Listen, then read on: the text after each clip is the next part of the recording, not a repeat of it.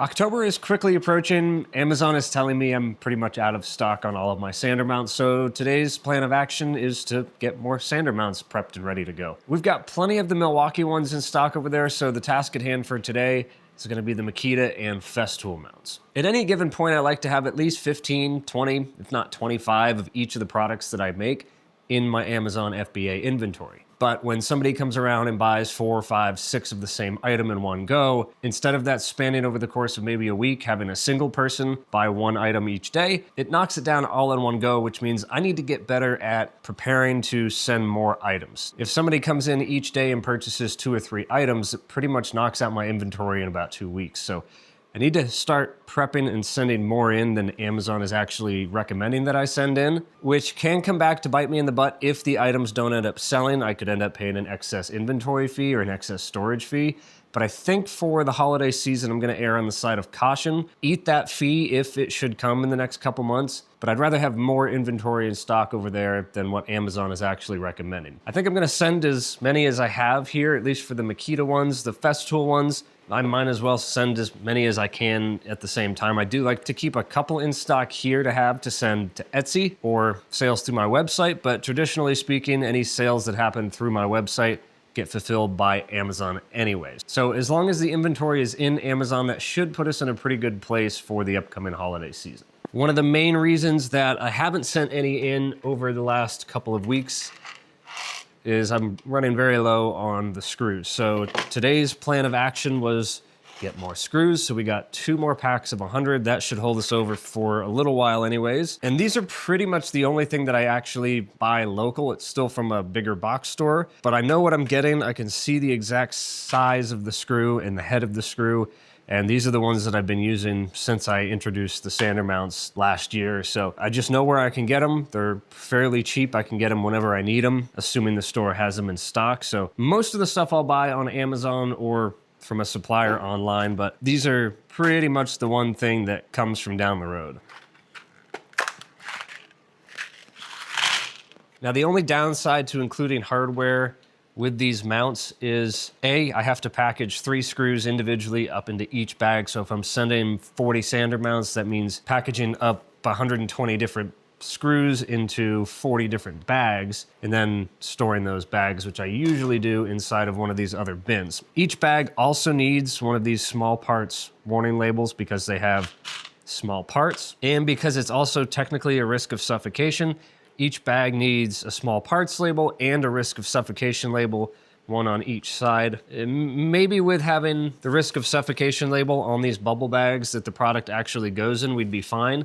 But once this bag comes out of the bubble bag, it's now a single item on its own, which is super small and super easy for a child to get a hold of by accident. Which means each of these bags gets 2 labels, 3 screws, and then also has to get packaged up into a bubble bag that includes a risk of suffocation label as well. Perks of sending stuff to Amazon, but if it means that I don't have to be around to package up individual orders, and it also gives my items prime shipping and a much wider audience, or a much wider potential audience, I guess, it's worth it to me to spend an hour or 2 doing this little task than it is to spend, a couple hours a week packaging up individual orders for sales that may or may not come through on Etsy. Amazon is definitely overtaking Etsy this year. And we'll get into that in a separate video, kind of going over the figures.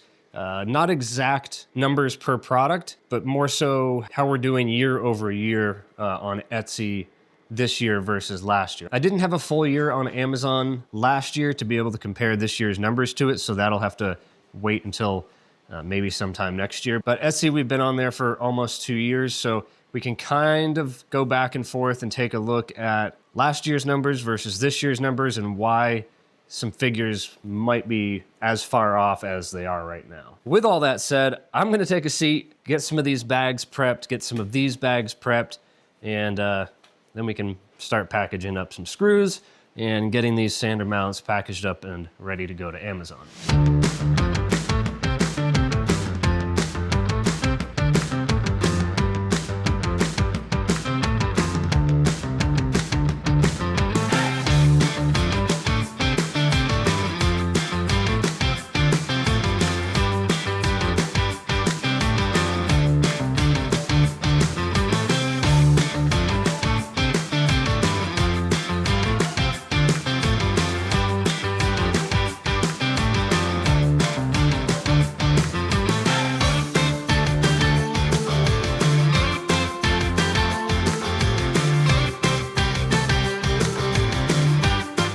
All right, that didn't take too long at all. Probably 25, 30 minutes to get all of the bags stickered, all of the screws into each of the bags. So overall, not too bad.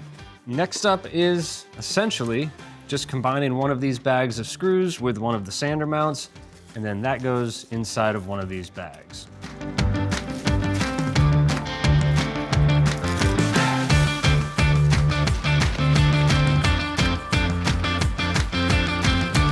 Once that is done, each of the sander mounts get a little sticker on it saying designed for Makita or designed for Festool, and then they get an FBA label.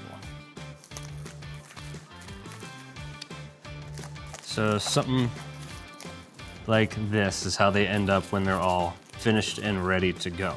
Gonna get these Makita ones all packaged up. I've probably got 15 or 20 of them in here right now. That also means I need to place an order for more PETG for these mounts. Aside from that though, we're gonna try to fit all of the Makita and Festool mounts into one single box, so when it gets sent out, I'm not paying for 2 UPS labels. And that should be it for this portion of today anyways.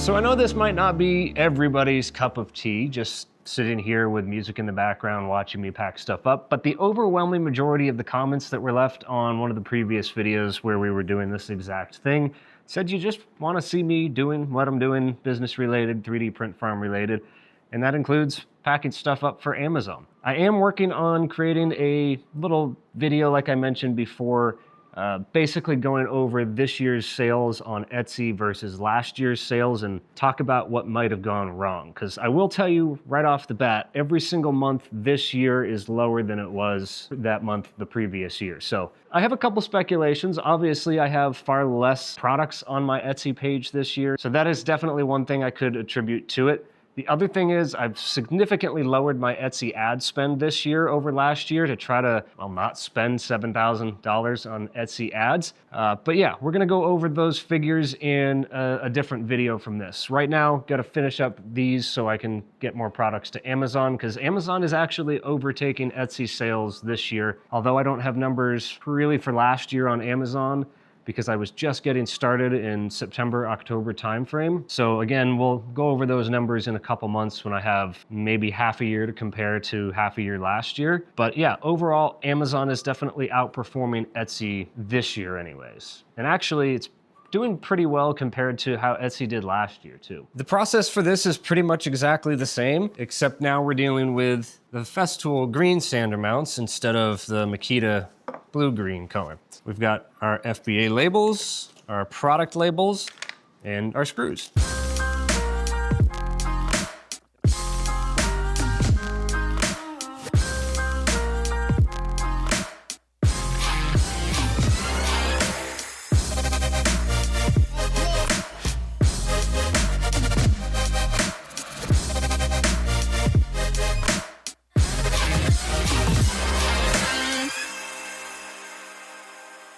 All right, they recommend 11, we're gonna send 20. They're recommending 10, we're gonna send 20 of those as well. 20 and 20.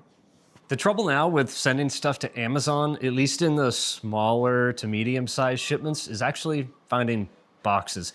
A couple months ago, I cleared out my third bay, which was home to hundreds of boxes, and I should have kept, I don't know, 10 of them, because now every time I need to send an order that's not like 100 or 200 items, I'm struggling to find a box that's the right size. I've got one. It's the box that all of these little bins came in for the 4-dock shipping station. I'm not positive if I'm gonna be able to fit 40 of those sander mounts inside of this little 12 by 10 box, but it's all I've got right now, aside from the ginormous box that all of my bubble bags came in, and that'd just be a waste of a box, so we're gonna give it a go.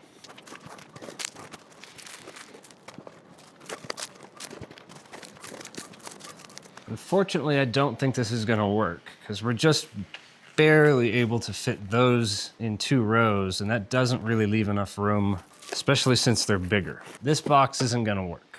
So unfortunately, this is gonna require 2 separate boxes, which means 2 separate shipping labels. That's all right.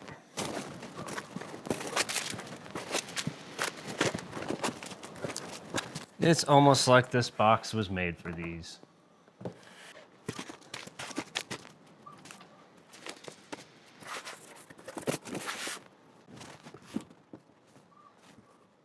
We'll call it 4 pounds.